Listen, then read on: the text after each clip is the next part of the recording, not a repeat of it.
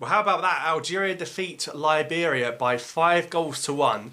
It was pretty much a photocopy of the home game against Togo. We went 1-0 down with Guendouzi in goal and we ended up winning 5-1. That's brilliant. That wraps up this AFCON qualifying campaign. 16 points, 16 goals. Algeria secure the ticket to AFCON 2025 in style. What an occasion. What an arena the Tizi Ouzou Stadium is. I think it's a fantastic place to play. I think we should keep on playing there. I just think the vibes, I don't know why, the vibes felt better than Baraki. For some reason, we're just not quite there with Baraki. Of course, we lost to Guinea in Baraki. I think if we maybe bring Mozambique to Tizi, that's a decision the FAF have to make. Where are we going to play Mozambique at home come March? I think Tizi Ouzou has definitely got to be one of the candidates. But listen, 5-1. Spoke before the game when I said 6-0, it wasn't a million miles away, that Petkovic has already qualified and he should look to test players. Instead, I can see what he did. He looked to test his system for Botswana and Mozambique.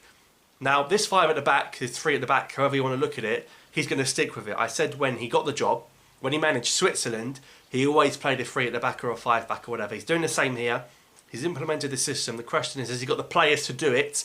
It means playing people like Tugai. I'm not sure if Tugai is good enough to start, but when you're playing 3 at the back, it has to be Mandy, Ben Sebaini and someone else. I'm surprised Tuba hasn't been given more of an opportunity, but you can see why Tuba, Moderni get called up. He needs more defenders. Ultimately, he's playing a 5-back formation. But yeah, surprised Guendouzi played in goal. I don't think Guendouzi can be the number 1. I'm sorry. We've conceded 2 goals in this group. Both were him, and both were at home, and both he probably should have done much better with. You've got Akija that did very well in the last game. You've got Mandrea. We know what Mandrea is all about. I'm not sure if Guendouzi will be the number 1. I disagree with Petkovic there if he does think that. Ultimately, in these qualifiers, Guendouzi played 3, Mandrea played 2, and Akija played 1. And you'd think defensively we'd be more solid when you played a 5-back. Yeah, again, we still conceded. To be fair, we conceded from a set piece. But Hadjem played. Now, the reason Hadjem played is because if Ait-Nouri played and got a yellow card, Ait-Nouri would have missed the first game of the AFCON with suspension because it would have been 2 yellow cards. A bit like why Zarouki couldn't play today. So Hadjem played, that's why Ait-Nouri didn't even get on. So Ait-Nouri avoids getting another yellow card so he can play in the opener of AFCON next year. Spoke about the back 3, Mandy, Ben Sebaini and Tugai. And Yusuf Altala, I was pleased he started, but I've got to say, not one of Altala's best games for me for Algeria. I think we've seen what he can do. I don't think that was one of his better performances, and we did see Mo Farsi come on later on in the game. Shaibi and Guendouzi in the middle. Good to see no Zorogan, and you see in the result what happens. I think the thing with Shaibi is, I don't think he had one of his good games because it's not his position. I don't think Shaibi is a central midfield player. To be honest, I can't tell you what Faris Shaibi's best position is because I don't know. Abdelli should have started with Guendouzi. Doesn't matter anyway, but you see when Abdelli comes on and you got an assist, the midfield looked much better. I thought Guendouzi had a good game at 0-0 just before Liberia scored the first goal. Guendouzi hit the post from a Mahrez cutback, and Mahrez, Bunjah and Gouiri played. All of them scored. Listen, Mahrez, a captain, he got a really nice warm reception from the crowd. He was fantastic. He should have had an assist for Guendouzi. He scored a header. Thought he played very well. Listen, respect Riyad Mahrez. Whatever you think of him, he will be a legend of African football, of Algerian football. He delivered an AFCON title. You look at that squad right now, you look at the likes of Haj Moussa not there, Belumi injured, and Benzia's not an out-and-out right winger. Mahrez is the best right winger in that squad. So it'd be silly not to start him. I thought he did well. I'm going to support him today. And Bunjah played, and Gouiri was probably my man of the match. Gouiri's had an unbelievable AFCON qualifying campaign. He's played 6 games, he scored 4 goals, and he got 2 assists today as well. For me, 2 assists, both of the opening goals were down to Gouiri. Now, overall, you look at the game, we're starting solid.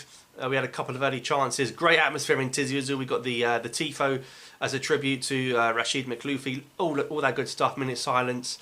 Great buzz for a game. You've got to remember Algeria have already qualified and not really that much to play for.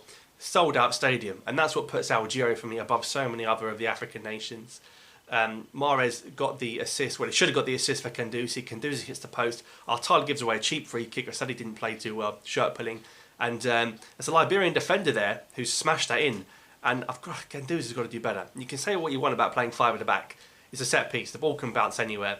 I don't think Tugai works in the back 5. I think the rest of the players do. I think the back 5 going forwards will suit Ait-Nouri, will suit Altala.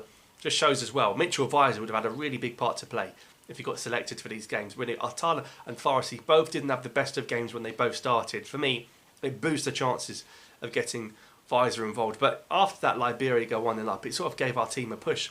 I don't know why we keep going 1-0 down, but if it means we score 5 every time, I'm all for it. So we get the equaliser, really clever free kick. So what happens is Mahrez takes the free kick quickly, Gouiri gets it, Gouiri puts it across the goal, it hits the goalkeeper, and Issa Mandy there, in his 103rd game for Algeria, is still popping up with the goals. Mandy's got a few goals for the national team this year. He seems to keep popping up with him. That makes it 1-0. And then again, I mean, do we need to talk about Gouiri? He is just unbelievable. That left wing has got to be his. Forget Belayli. We've got options. You've got Amora that can play there. You've got Benrahma you can play there. You've got Ryan Cherki if he comes in that can play there. But Amine Gouiri, for me, he's got to solidify that left wing position. He's such a goal threat. He's different class. He will be an icon of Algerian football. He will be a legend when all is said and done, when he hangs up his boots. And again, it just shows you the blow in the AFCON in Ivory Coast at the start of this year. The people that didn't realise how big the news was, that when Gouiri was injured and he was going to miss the AFCON, that was a huge blow to Algeria's AFCON campaign before a ball was kicked. Do not underestimate Algeria not having Gouiri. Funny enough, Gouiri's been nominated for CAF African Player of the Year. It says he didn't even play the AFCON. Tells you all you need to know. The second top scorer in these AFCON qualifiers. Is it Girassi the only one that's got more goals than him in this AFCON campaign? I think so. Yeah, Girassi's going to be a handful when we play Guinea. But Gouiri done very well, and Mahrez with the header. I mean, Mahrez was playing fantastically before he even scored. He's having one of his better games for Algeria. That's going to really boost his confidence now. And I think the coach will stick with him for Botswana and Mozambique on that right wing. Bulumi's not going to recover from an ACL by then anyway. The right wing areas, you can't play Hajmoussa or Bouanani in a World Cup game. You can't. I think Mahrez will get that spot. Gouiri on the left, and Baghdad. He had a lot of chances, but he did get his goal in the end come the second half. A bit of a scrap fest where Bunjao manages to get the goal in the end. And then the fourth goal, look, Gouiri deserved the goal. But I said that after the last game, Amora is better off the bench. People are scared to say he's better off the bench. He came off the bench, he got a goal, and he got an assist. And that assist is world class. He gets there with his pace. No other player gets there. He's so quick, he manages to get there, gets it over. Gouiri with the finish. Gouiri thoroughly deserved that goal. And then right at the end, Abdelli comes on and gets his assist. And Amora makes it 5-1. So Amora walks away with a goal and an assist as well. Look, Amora came on, he went to the right, then he went on the left. He can play down the middle. We've got options in that attack. And like I said, 16 points, 16 goals. Pekovic has won 5 and drawn 1 in this qualifying campaign. Ultimately, you look at Algeria as 2024 as a whole. That's the end of the year now. Yes, he had a poor AFCON campaign. I mean, we only lost one game, remember? We only lost to Mauritania. We drew the other 2. Since then, we had the FIFA series. We lost to Guinea, which looked like a big blow when you got the new coach to come in for Belmadi, and you lose at home to Guinea. That game could come back to bite us still. It remains to be seen what we do, but we go and beat Uganda, and then we jump into this AFCON campaign. 5 wins and a draw. We're qualified in style. But there's some big tests to come March. But that's it for Algeria in 2024. And it's going to be a lot more tense. It always seems more tense with these World Cup games, doesn't it? These AFCON games, you seem to know we're going to win. But when it's the World Cup games, look, anything can happen. We go to Botswana in Ramadan, and then we bring Mozambique to whatever city we feel we've got the best chance to beat them in. So 5-1, brilliant performance. But spare a thought for Amin Shiaka. At home, we've already qualified. It didn't get to go on the pitch. He got on the pitch against Equatorial Guinea. A little bit disappointed. Why bring on Benrahma and Benzia towards the end? We know what they can do. I think Shiaka will feel a little bit hard done by that he didn't get on the pitch. Let me know your thoughts. 5-star performance. And by the way, Togo beat Equatorial Guinea 3-0. But too little too late. Equatorial Guinea are the team that qualify alongside us. Let me know your thoughts, and I'll see you next time.